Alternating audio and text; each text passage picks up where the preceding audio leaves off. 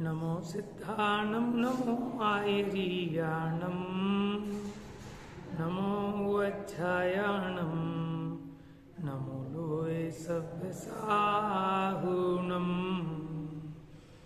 वन्दितु सर्वसिद्धे ध्रुवमचलमणोवमं गतिं पत्ते वोच्छामि समयपाहुल मृणमो सुदके बलि भणिदम् नमः समयसाराय स्वानुभूत्या चकासते चित्स्वभावाय भावाय सर्वभावान्तरक्षिदे निज स्वरूप को परम रस जामे भरो अपार वंदो परमानंदमय समय सार अभिकार।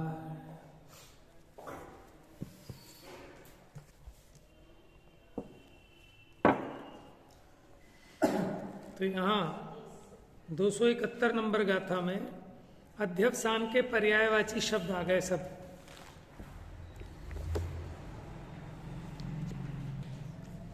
गाथा 271 पेज नंबर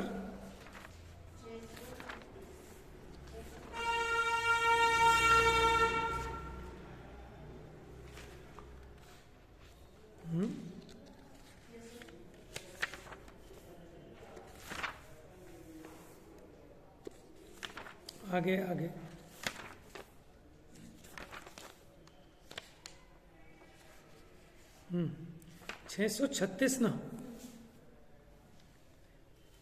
गाथा 271 हिंदी में पढ़ रहे हैं। जो बुद्धिमति व्यवसाय अध्यवसान अरु विज्ञान है परिणाम चेतरु भाव शब्द ही माने इन सबका अध्यवसान ही है। इसका मतलब टीका देखो नीचे, स्वपर का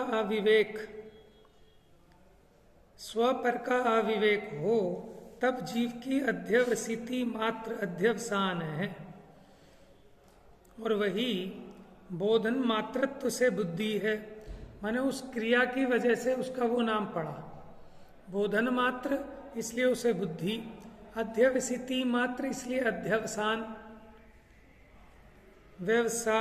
व्यवसान मात्रत्व से व्यवसाय है। व्यवसाय माने प्रयत्न, मनन मात्रत्व से मति है, विज्ञप्ति मात्रत्व से विज्ञान है, चेतना मात्रत्व से चित्त है, चेतन के भवन मात्रत्व से भाव है, चेतन के परिणमन मात्रत्व से परिणाम है। तो यानी ये सब अर्थ आ गए इसमें, उद्यम, प्रयत्न, भाव, अभिप्राय, बुद्धि, मति, ये सब अध्यवसान के ही पर्यायवाची शब्द है। अब कलश हुआ 173 नंबर का, सर्वत्राध्यवसानमेवमखिलं त्याज्यं यदुक्तं जिनेः तन्मन्ये व्यवहारेव निखिलो प्यन्याश्रयस्त्याजितः सम्यक् निश्चयमेकमेव तदमी निष्कम्पमाक्रम्य किम् शुद्ध ज्ञान घने महिम निजे बध्नन्ति संतो धृतिम। सब ही अध्यवसान त्यागने योग्य हैं, यह जो बात विशेष जिनेश्वर ने कही, इसका तो स्पष्ट अर्थ यह जानिए। अन्याश्रित व्यवहार त्यागने योग्य है, परम शुद्ध निश्चय का जो ज्ञेय है। शुद्ध निजातम राम एक ही ध्येय है। यदि ऐसी है बात तो मुनिजन क्यों नहीं शुद्ध ज्ञान घन आत्म में निश्चल रहे।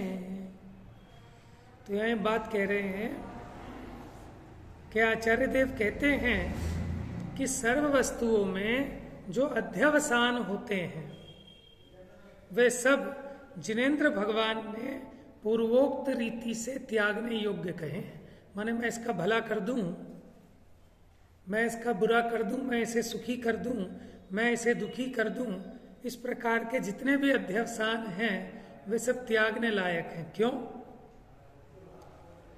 इसलिए हम यह मानते हैं कि पर जिसका आश्रय है, क्या कहा? पर जिसका आश्रय है ऐसा व्यवहार ही संपूर्ण छुड़ाया है। हम कहते हैं सब भला तो नहीं कर सकते, लेकिन ये तो व्यवहार है। तो कहते हैं कि व्यवहार भी मानो छुड़ाया है। क्यों? कि अपने स्वरूप में जाने में वो भी बाधक पड़ता है।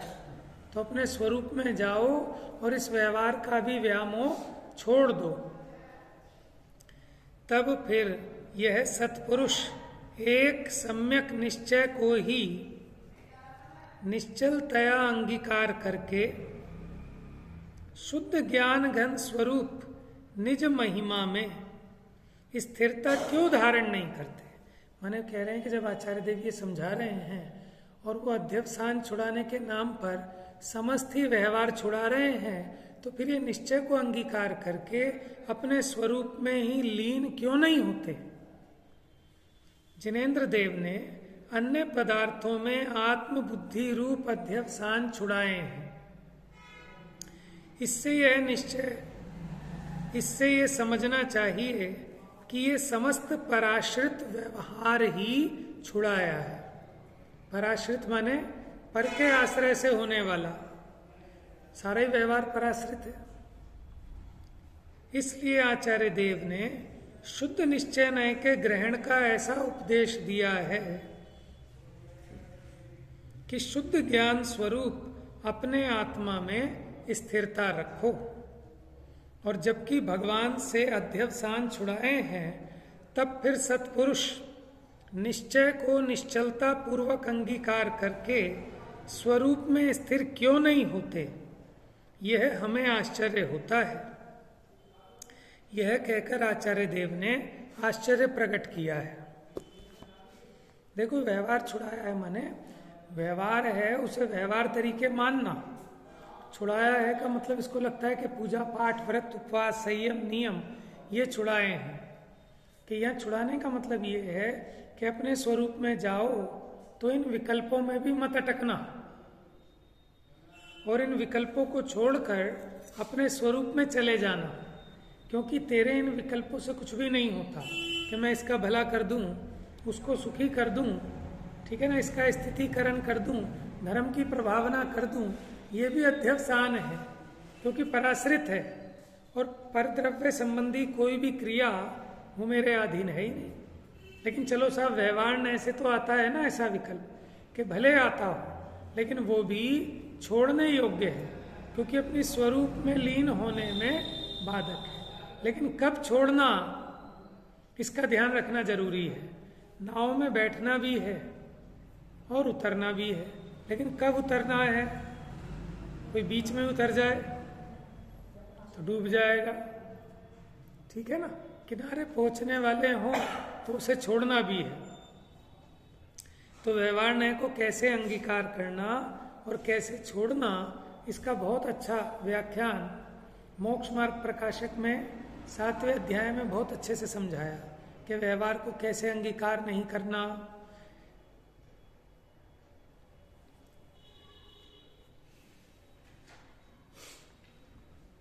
इसके लिए हम इसमें भी देखते हैं पांडे राजमल जी क्या कहते हैं। कलश 173।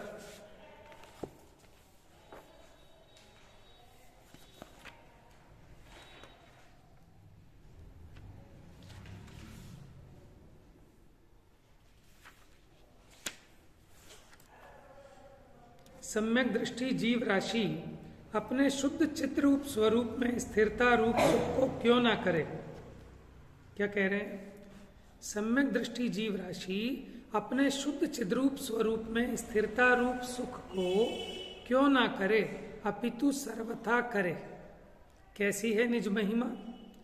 रागादि रहित ऐसे चेतना गुण का समूह है। क्या करके? तिस कारण से निर्विकल्प वस्तु मात्र को जैसी है वैसी अनुभव गोचर कर। कैसा है निश्चय?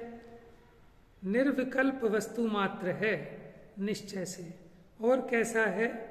सर्व उपाधि से रहित है, जिस कारण से मैं मारूं, मैं जिलाऊं, मैं दुखी करूं, मैं सुखी करूं, मैं देव, मैं मनुष्य इत्यादि है जो मिथ्यात्व रूप असंख्यात लोकमात्र परिणाम वे समस्त परिणाम हे हैं।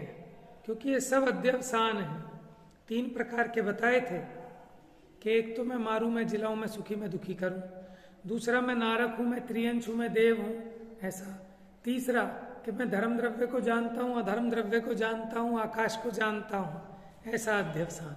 कि यह अध्यवसान क्यों है?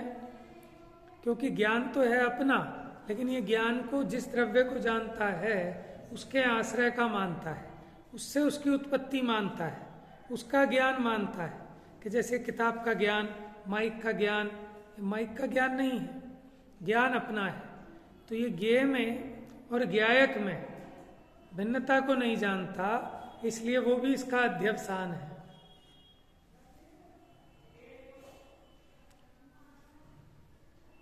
तो ये समस्त विभाव परिणाम हे हैं।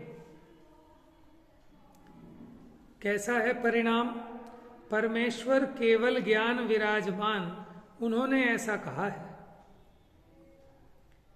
क्या कहा है? मिथ्यात्व भाव का हुआ है त्याग, उसको मैं ऐसा मानता हूं कि मैंने जिसने मिथ्यात्व छोड़ दिया उसको जितना है सत्य रूप अथवा असत्य रूप शुद्ध स्वरूप मात्र से विपरीत जितने मन वचन काय के विकल्प वे सब सर्व प्रकार छूटे हैं। किसको? कि जिसने मिथ्यात्व त्याग दिया है उसको। शुद्ध स्वरूप से विपरीत जितने मन वचन काय के विकल्प हैं वे उसको सर्व प्रकार छूटे हैं। माने जिसके मिथ्यात्व छूट गया उसके समस्त व्यवहार छूट गया। कारण कि मिथ्यात्व के भाव तथा व्यवहार के भाव एक वस्तु है। बताओ कैसी बात कह रहे हैं? क्या कह रहे हैं? मिथ्यात्व के भाव तथा व्यवहार के भाव एक वस्तु है। उनके कहने का अभिप्राय क्या है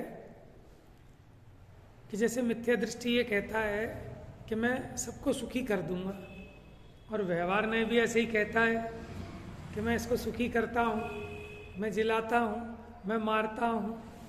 अब अगर कोई व्यवहार ने के अभिप्राय को ना समझे तो व्यवहार का जो वचन है और जैसा वो मिथ्यात्व वाले का वचन है उसमें कोई अंतर भाषित नहीं होता।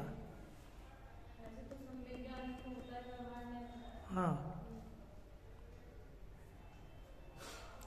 तो यह वास्तव में तो व्यवहार न्याय मत लेना, बस वो व्यवहार से जो भाव कहे जाते हैं वो सब त्याज्य है। कारण कि मिथ्यात्व के भाव तथा व्यवहार के भाव एक वस्तु है। कैसा है व्यवहार? अन्य आश्रय, विपरीतपना वही है, अवलंबन जिसका ऐसा है।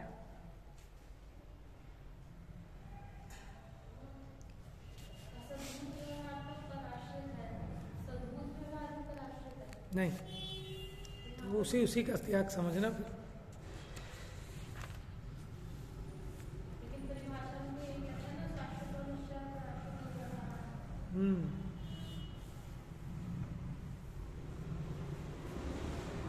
देखो, जो स्वाश्रितो निश्चय पराश्रितो व्यवहार, ये भी असद्भूत व्यवहार की तरफ से लागू पड़ेगी।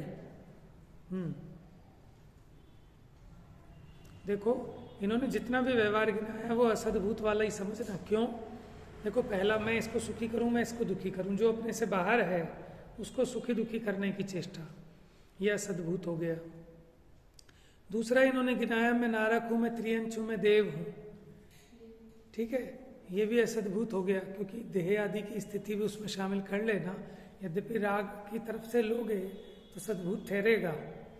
लेकिन अशुद्ध सद्भूत को भी समझ लो इन्होंने उसी में डाल दिया उसके खाते में। और तीसरा, मैं धर्म द्रव्य को जानता हूँ, मैं अधर्म द्रव्य को जानता हूँ। देखो, जानता हूँ ये तो सद्भूत है, लेकिन धर्म अधर्म आकाश काल ये परद्रव्य होने से, ठीक है ना, तो वो असद्भूत की कैटेगरी में चले जाएंगे। माने वो कह रहे हैं कि पर के आश्रय से होने वाले जितने विकल्प मात्र हैं वो समस्त ही हे हैं।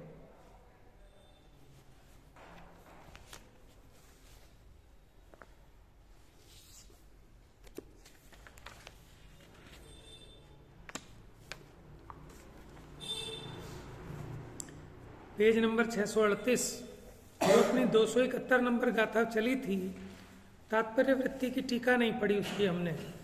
जो अध्यवसान के 8 अर्थ गिनाए हैं वो यहाँ इसका अर्थ खोलते हैं।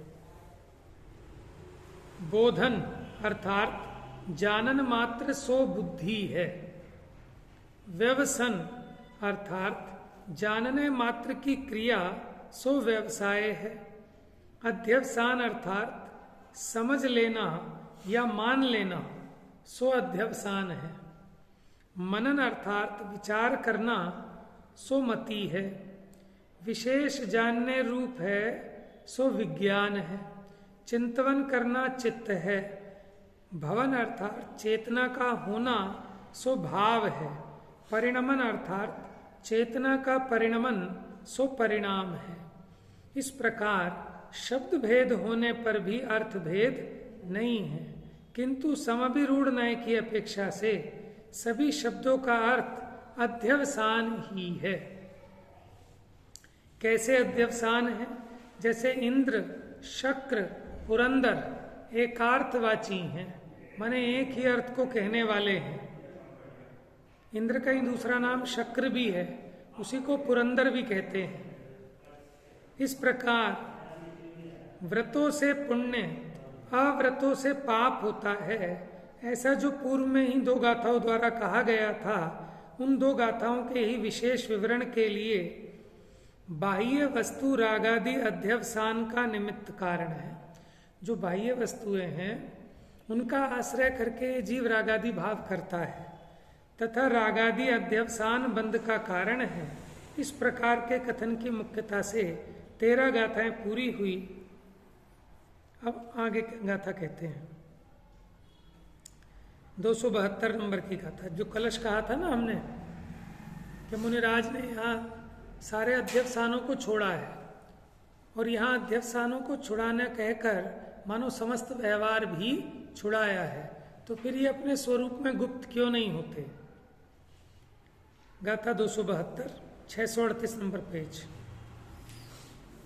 एवं व्यवहारणो परिसिद्धो जान निश्चयणेन निश्चयणया सिदापुण मुनिनो पावन्तिने वाणम।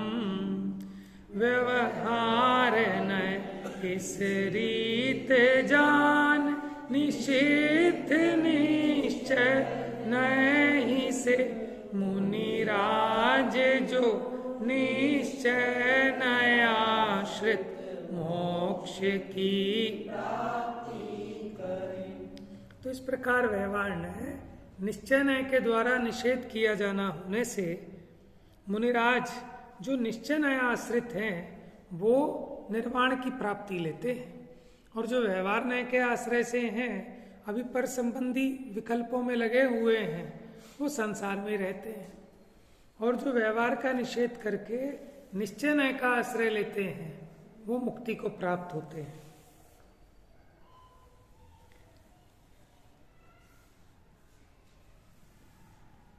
इस प्रकार पराश्रित व्यवहार ने निश्चय नय के द्वारा निषिद्ध जान, निश्चय नय के आश्रित मुनि निर्वाण को प्राप्त होते हैं। भाषा टीका। स्वाश्रित निश्चय, पराश्रित व्यवहार, ये निश्चय व्यवहार की परिभाषाओं में एक परिभाषा मिलती है कि पराश्रित सो व्यवहार, स्वाश्रित सो निश्चय। वहाँ क्या मतलब है कि किसी वस्तु का उसके ही आश्रय से निरूपण करना वो उसका निश्चय निरूपण है, और उसी वस्तु का पर के आश्रय से निरूपण करना वो उसका व्यवहार निरूपण है। अब कोई पूछे साहब ये कौन है, उसका परिचय उसी से दो कि साहब ये एक डॉक्टर है और ऐसा है वैसा है। ये तो उदाहरण में निश्चय न्याय का निरूपण। और ये कहो फलाचंद का बेटा है, फलाचंद का जमाई है, ये जो उसका परिचय है ये पर के आश्रय से दिया गया उसका परिचय है, तो ये पराश्रित निरूपण हो गया व्यवहार न्याय का कथन, और स्वाश्रित निरूपण हो गया निश्चय न्याय का कथन। यहाँ कहते हैं आत्माश्रित यानी स्वाश्रित निश्चय न्याय है और पर के आश्रित व्यवहार न्याय है। आत्मा की तरफ से लगाओ, अब मेरा जो कार्य मेरे आश्रय से होता है, ठीक है ना, वो निश्चय न्याय, और जो पर के आश्रय से होता है वो व्यवहार न्याय का विषय है। वहां पूर्वोक्त प्रकार से पराश्रित समस्त अध्यवसान बंध का कारण होने से मुमुक्षुओं को उसका निषेध करते हुए ऐसे निश्चय न्याय के द्वारा वास्तव में व्यवहार न्याय का ही निषेध कराया है, क्योंकि व्यवहार न्याय के भी पराश्रितता समान ही है। क्योंकि जो व्यवहार न्याय का विषय है वो भी पराश्रय को अवलंबन करके निरूपण करता है, वस्तु का निरूपण पर के आश्रय से करता है। जैसे देखो सम्यक दर्शन का निरूपण करो जरा कि देव शास्त्र गुरु का श्रद्धान, तो भैया वो श्रद्धान देव शास्त्र गुरु का है कि आत्मा का है, समझ में? अब श्रद्धान तो आत्मा का है, लेकिन उसे देव शास्त्र गुरु के साथ उसका संबंध जोड़ा तो ये व्यवहार न्याय का निरूपण हो गया। और श्रद्धान अपना है, आत्मा का गुण है, आत्मा का ही कार्य है, तो आत्मा से उसका निरूपण करना ये स्वाश्रित निरूपण हो गया, ये निश्चय न्याय का निरूपण है।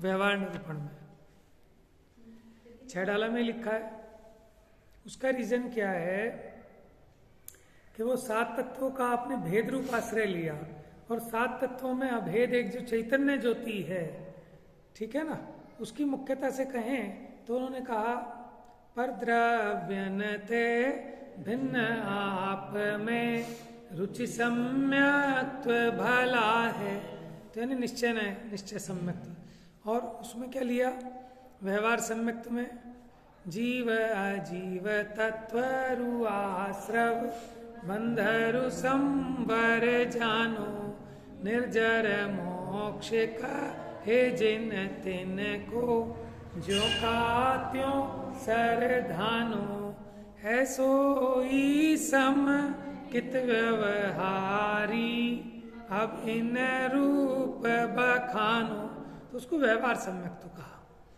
व्यवहार सम्यक्त का मतलब यहाँ मत लेना कि झूठा है, व्यवहार मतलब वहाँ भेद रूप निरूपण है, वहाँ जीव अजीव आश्रव बंध इन सबकी मुख्यता से कथन हुआ, ठीक है ना। देखो आत्मा का श्रद्धान है और आत्मा से उसका अभेद निरूपण करना ये निश्चय न्याय का विषय, और भेद करके निरूपण करना है व्यवहार न्याय का विषय। अथवा पराश्रित निरूपण वो व्यवहार और स्वाश्रित निरूपण वो निश्चय न्याय।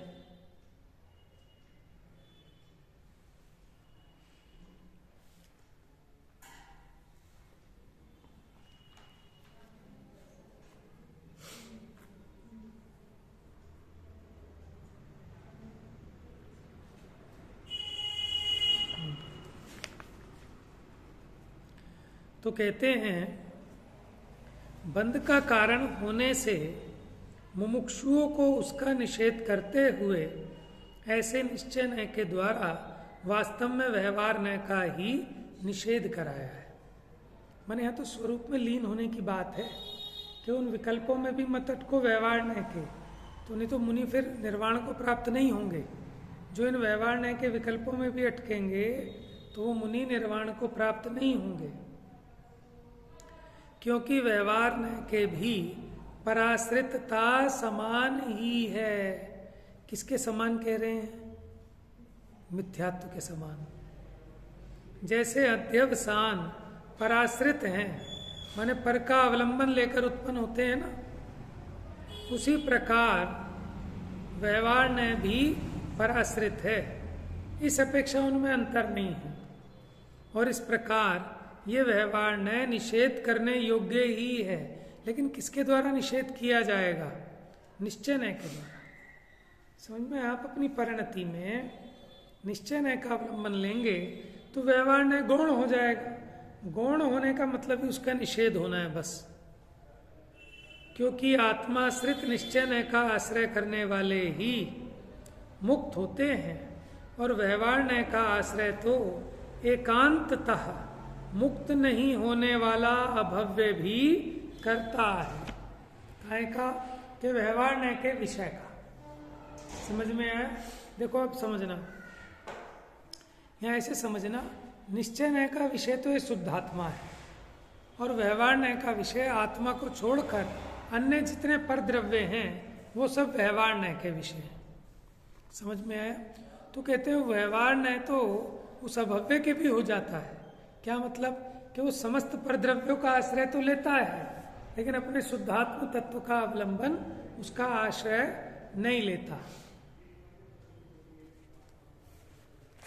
पहले देवसान बताया पर्यायवाची नाम, तो देवसान तो बुरा है ना, तो पर्यायवाची नाम तो सारे इसके अच्छे लग रहे हैं। नहीं नहीं, ये बात आ गई थी बीच में, तो आया नहीं होगा कि अध्यवसान का सामान्य अर्थ तो प्रयत्न, भाव, बुद्धि। अब वो सम्यक हुआ कि मिथ्या हुआ, दोनों तरह के हो सकते हैं। लेकिन अभी प्रकरण में चूंकि अज्ञानता की बात चल रही है, अज्ञान विकल्पों की बात है, इसलिए यहाँ उसका प्रकरण के हिसाब से अर्थ मिथ्या अध्यवसान किया। नहीं तो अध्यवसान का मतलब तो भाव है, विकल्प है, बुद्धि है, सोच है, श्रद्धान, मान्यता, ये सब अध्यवसान है। लेकिन प्रकरण के हिसाब से मिथ्या अध्यवसान अर्थ निकालते हैं।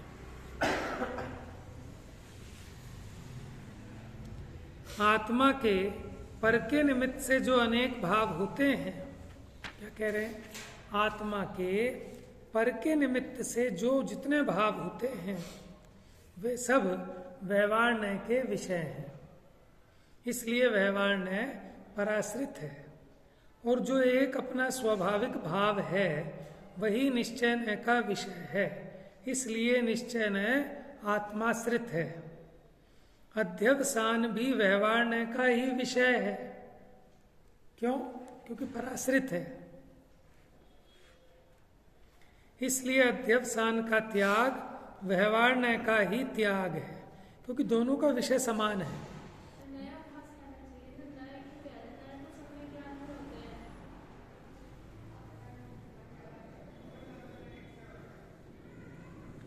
और जो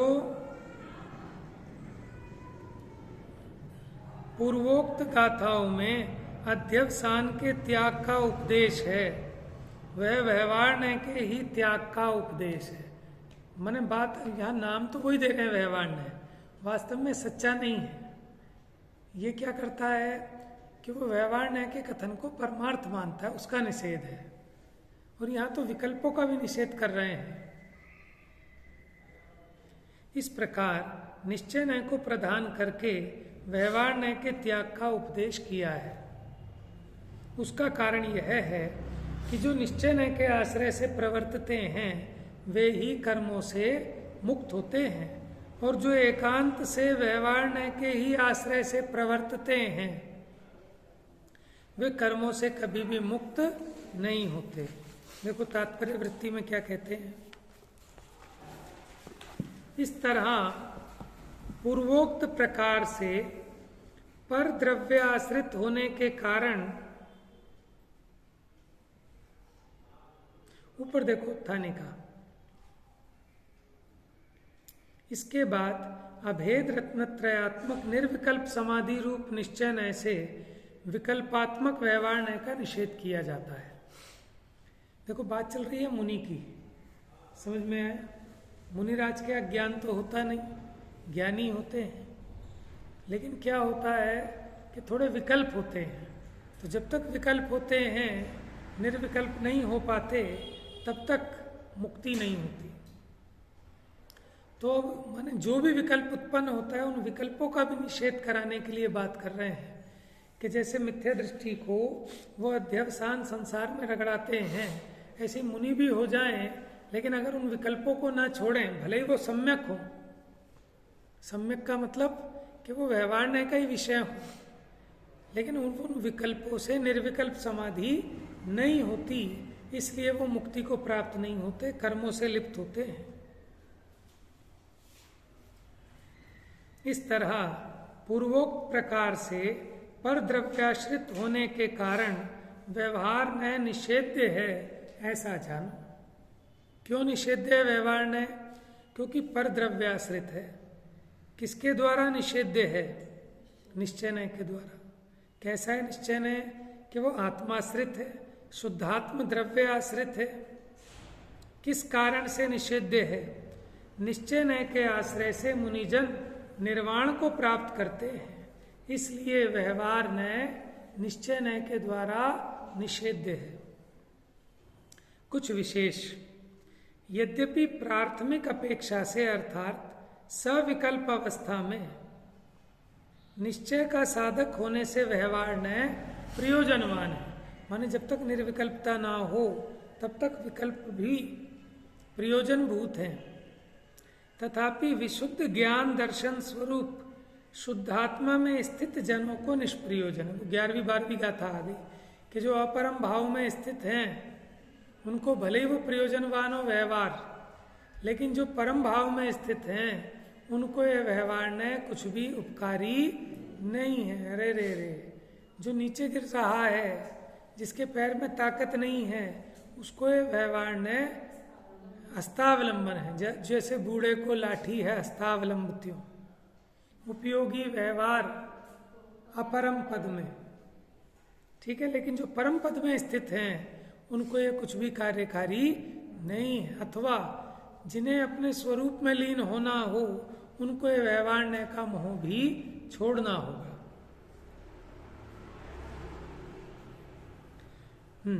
यद्यपि प्राथमिक अपेक्षा से सविकल्प अवस्था में निश्चय का साधक होने से व्यवहार न प्रयोजनवान है, तथापि विशुद्ध ज्ञान दर्शन स्वरूप शुद्धात्मा में स्थित जनों को निष्प्रयोजन है।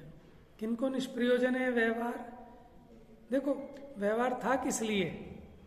कि निश्चय को साधने के लिए, और जो निश्चय को साध लेते हैं, जो स्वरूप में गुप्त हो जाते हैं, अब उनको व्यवहार न से क्या करना?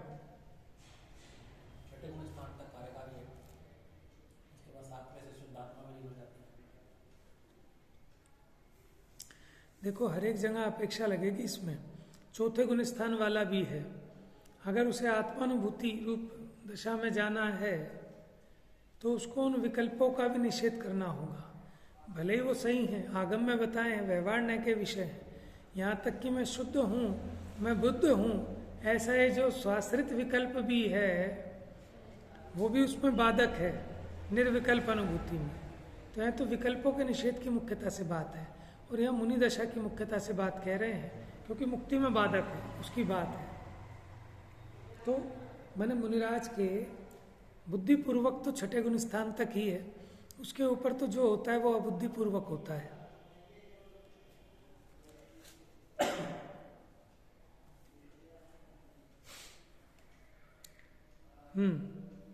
कर्मों से बद्ध रहने वाले अभव्य जीव के द्वारा भी व्यवहार न का आश्रय किया जाता है। अभी यहाँ क्या कह रहे हैं कि जैसा भगवान ने व्यवहार न से जो भी उपदेश दिया है उस सबको वो फॉलो करता है। कौन? अभव्य। लेकिन फिर भी मिथ्या दृष्टि रहता है, तब भी मुक्ति को प्राप्त नहीं होता, क्योंकि उसके निश्चय शुद्धात्मा का आश्रय ना होने से उसे मोक्ष की प्राप्ति नहीं होती। तो यह कह रहे हैं कि मुक्ति में एक विकल्प भी बाधक है, और विकल्प पर द्रव्य आश्रित हैं, स्वद्रव्य आश्रित नहीं। स्वद्रव्य का आश्रय लेने वालों को निर्विकल्पता होती है, और जो पर द्रव्य का आश्रय लेते हैं उनके विकल्प होते हैं, और वो विकल्प मुक्ति में बाधक हैं, क्योंकि निर्विकल्प समाधि के घातक हैं। इस अपेक्षा से यहाँ बात चल रही है। ये जयचंद जी छाबड़ा हैं, कुछ विशेष बात लाइनें जो भी पढ़ी थी 4-5 लाइनें। मेरे ख्याल से उसी में होगी, संस्कृत में नहीं, मूल टीका में ही है। हाँ, मूल टीका में पीछे संस्कृत देखो, किम च यद्यपि प्राथमिकापेक्षाया, यही तो है। ठीक है ना। तो अब क्या बात हुई आज? एक तो वो गाथा हुई अपनी बुद्धिमति, व्यवसाय, अध्यवसान, विज्ञान, परिणाम, चित्त और भाव, ये सब अध्यवसान के पर्यायवाची हैं। फिर कलश में बात इन्होंने रखी कि जिनेन्द्र देव ने अन्य पदार्थों में आत्मबुद्धि रूप अध्यवसान छुड़ाया है, मानो समस्त ही व्यवहार छुड़ाया है, फिर भी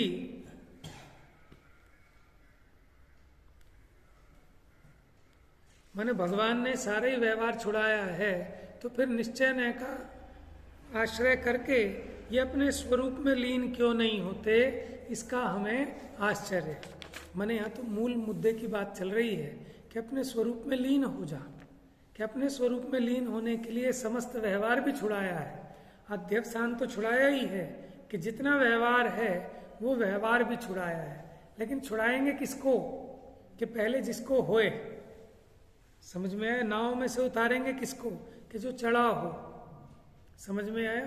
तो व्यवहार नहीं के जो विकल्प हैं वो सम्यक विकल्प हैं, और जो अध्यवसान हैं वो मिथ्या विकल्प है। लेकिन ये जो सम्यक विकल्प होने के बावजूद भी चूंकि निर्विकल्प समाधि में बाधक हैं, समझ में आया? एक ये मानता है कि मैं मनुष्य हूं, मैं मनुष्य हूं, मैं मनुष्य हूं, वो तो उसका मिथ्या अध्यवसान है। लेकिन एक मान रहा है कि मैं आत्मा हूं, मैं शुद्ध हूं, मैं बुद्ध हूं। समझ में आया? ये सम्यक होने पर भी निर्विकल्पता में बाधक है। समझो, जैसे कोई कहता है उठ जा बेटा, उठ जा बेटा, उठ जा, तो वो उस निद्रा में बाधक है। और कोई कहता है सो जा भाई, सो जा, सो जा, सो जा, सो जा, उठियो मत, सो जा, तो ये विकल्प भी निद्रा में बाधक है। समझ में आया? तो जो मिथ्याध्यवसान है वो तो है ही विपरीत, लेकिन जो सम्यक हैं लेकिन निर्विकल्प अनुभूति में बाधक है, उनका भी यहाँ त्याग कराया कि मानो ये प्रेरणा दे रहे हैं आचार्य कि जैसे हम अपने स्वरूप में गुप्त हुए, ऐसे ही आप भी अपने स्वरूप में गुप्त हो जाओ। उस बात की प्रेरणा है यहाँ पर। तो अब आगे आगे समझाएंगे 5-6 गाथाओं में कि सारा जगत उस व्यवहार के चक्कर में अटक रहा है। तो अटकना नहीं है, उसका मोह छोड़ना है। जैसे देखो अगली गाथा आएगी कि ये सब व्रत, तप, शील, गुप्ती, इन सबको तो अभव्य जीव भी कर लेता है, लेकिन इसको करने के बाद भी अज्ञानी मिथ्या दृष्टि रहता है।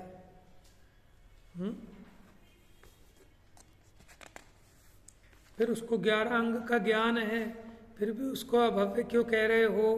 कि मोक्ष की उसको श्रद्धा नहीं है, तो फिर उसको उसका गुण नहीं होता। जैसे वो कह रहे थे ना, खाया तो लेकिन लगता नहीं, तो ऐसे उसने पढ़ा तो 11 अंग, लेकिन उसको लगता नहीं है भीतर में, उसको पठन का गुण नहीं होता। जैसे खाए का गुण क्या है? कि शरीर में ताकत आए, खून बने। समझ में? 50 मुनक्का खाई और खून बना ही नहीं, तो मुनक्का ने अपने गुण को नहीं किया। उसी प्रकार उसने पठन तो किया, लेकिन पठन का जो गुण था, क्या गुण था? कि उसकी श्रद्धा सम्यक होती, स्वरूप का आनंद होता, वो नहीं हुआ, तो पठन से कोई गुण नहीं हुआ उसको। तो 11 अंग का ज्ञान भी होते हुए वो अभव्य रहा। तो इसलिए कहते हैं कि अब तो ये व्यवहार का मोह छोड़ और निर्विकल्प हो जा।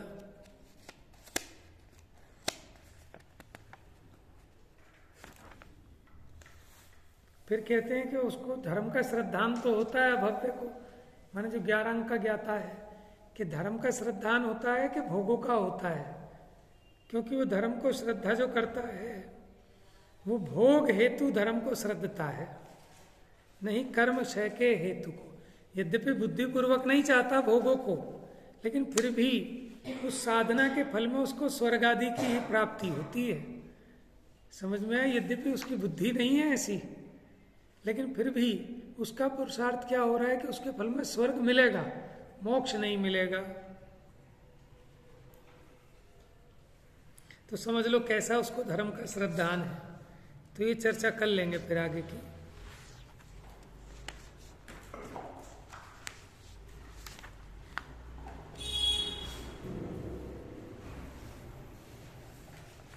मिथ्यात्म नाश देखो ज्ञान